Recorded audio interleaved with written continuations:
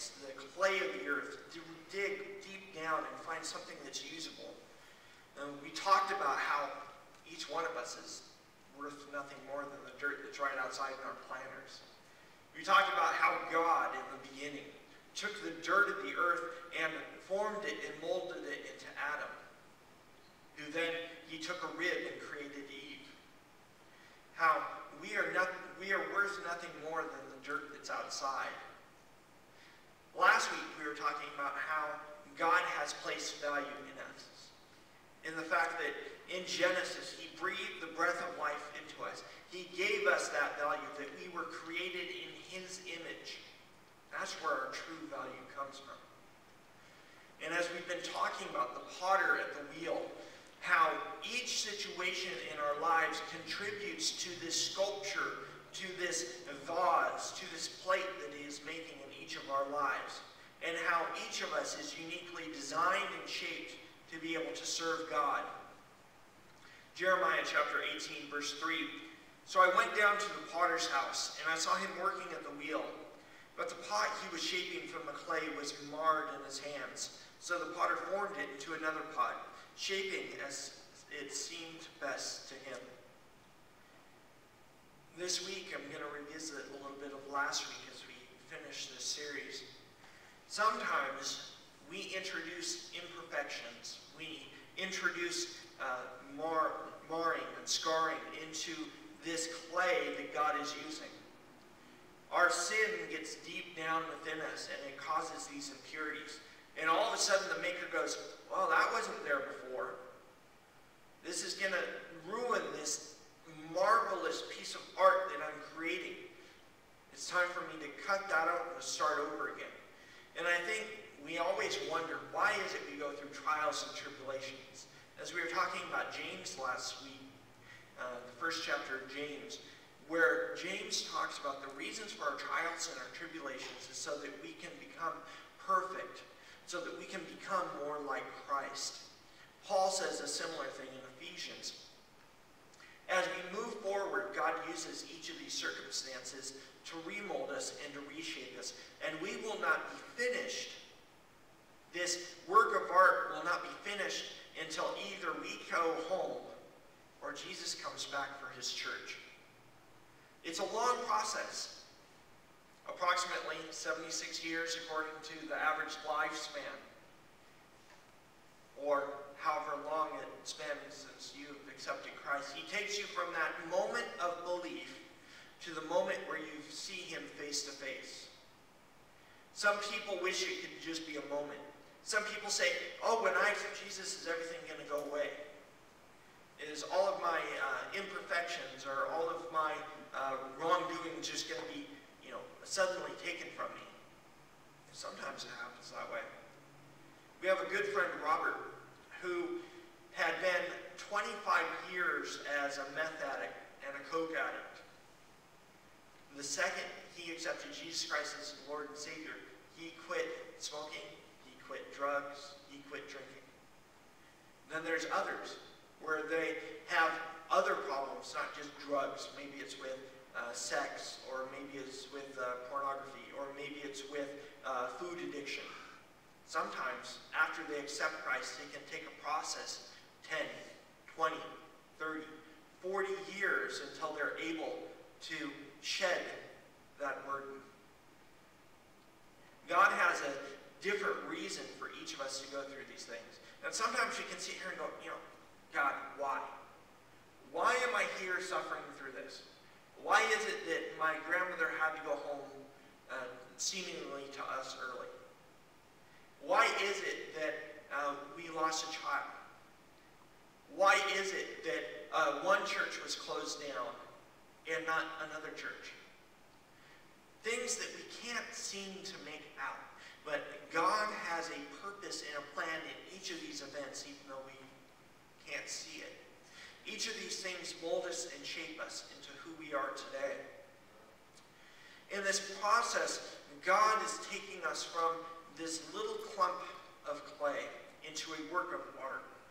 The previous 2 weeks we've been talking about how the potter begins to wet the clay so that he can mold it and to shape it. And then he shoves it on the wheel and starts pounding it and starts molding it as the wheel spins, just like our life. The wheel is an excellent analogy of our life, just spinning around in circles. The years going by and the same old thing the next day, the day after the next day. And on our life goes. But God uses each of those days, each of those moments as an opportunity to conform us into the image of Christ. Are we willing to do that? We talked about that a little last week. Are we willing to be made into that image? Or are we going to be clay that just likes to sit there in an unformed mass blob of nothingness, not willing to be molded? Sometimes the potter has to take the clay off of the wheel. If he's not able to mold it and shape it, he has to throw it away. Sometimes, and we've seen that with some people, they may say that they're believers. They may say all these great things, come to church on Sunday morning, put in $5 in the bucket, and say, oh, okay, I'm good. But they aren't willing to be molded and shaped by their Creator. Sometimes God, over a period of time, gives them time to repent, gives them time to really understand what it means to be a believer in Jesus Christ.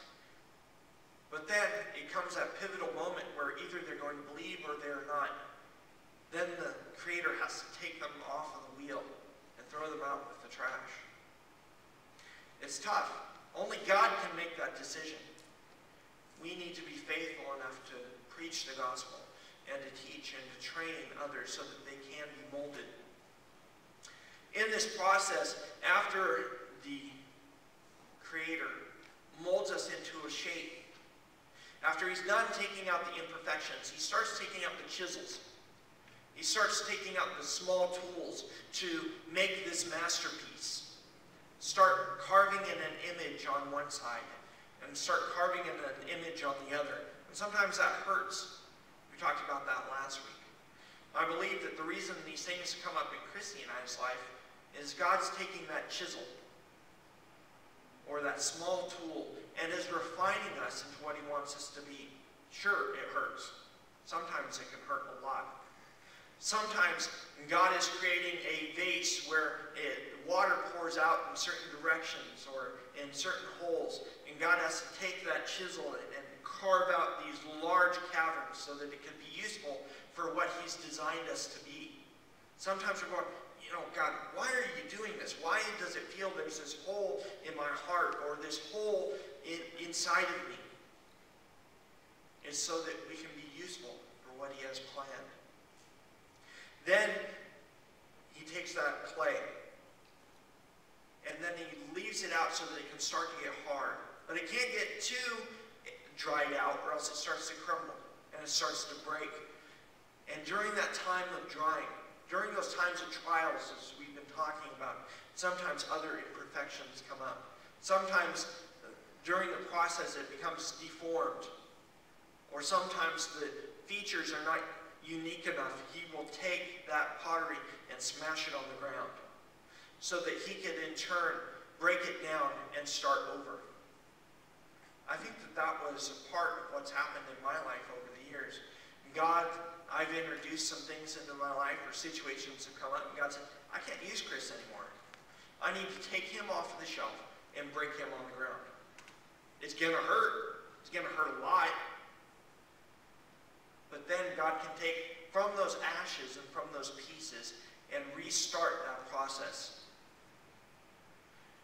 Then after, if the vase or the vase or the plate that the Creator is making maintains its hardness, maintains its moisture, it's ready to be heated to maintain its solidarity, to maintain its strength. Clay in and of itself is a rather brittle material.